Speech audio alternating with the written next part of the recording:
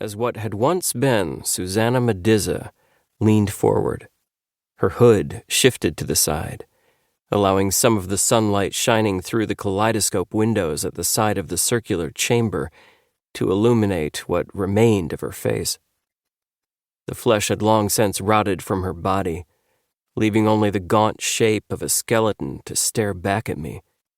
Her neck tipped at an unnatural angle where it had snapped when they hanged her, the slightest slant to the side displaying the manner of her death all those years ago. Her eye sockets remained empty even as she somehow saw me. "Tormenting our children once again, Headmaster Thorne?" she asked, that eerie, ageless voice stretching between us. She tapped the tip of her finger bone against the arm of her chair in a steady staccato that I felt like a strike to my impatience. The other half of her magic sat beside her, the masculine equivalent to her feminine. George Collins had no descendants to his name to be defensive of, not with the rules that prohibited male witches from procreating if they chose to keep their magic.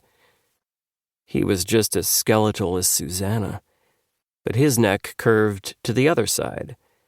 What I could see of his bones revealed deep slash marks etched into them, lingering evidence of the torture he'd sustained in the hours before his death.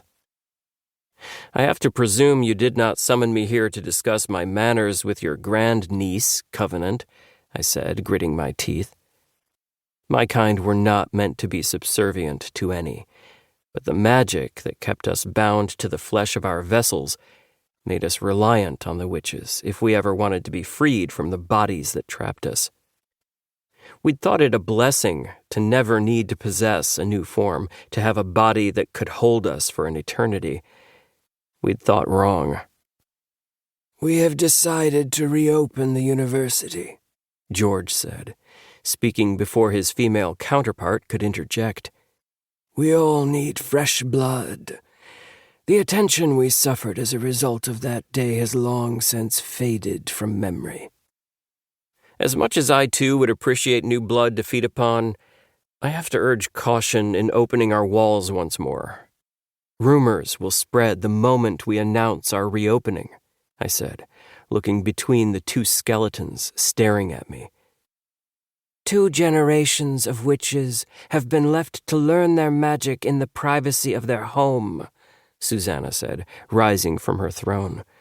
Her black cloak wrapped around her and hid her bones from view as she stepped down the dais stairs. "The time has come for them to be properly educated.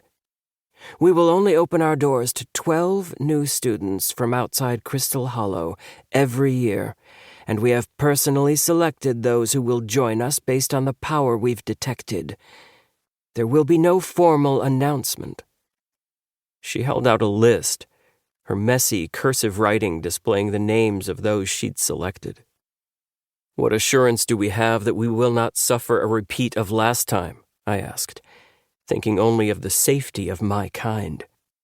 While we were difficult to kill, even some of us had been harmed in the massacre that had occurred 50 years prior. "If we do not open our doors once again, the witches will have no one left to breed with. If we die out, so will your kind. Do not forget that you require the blood of our people to sustain you, Alaric," Susanna said, turning her back on me and making her way to the throne that waited for her.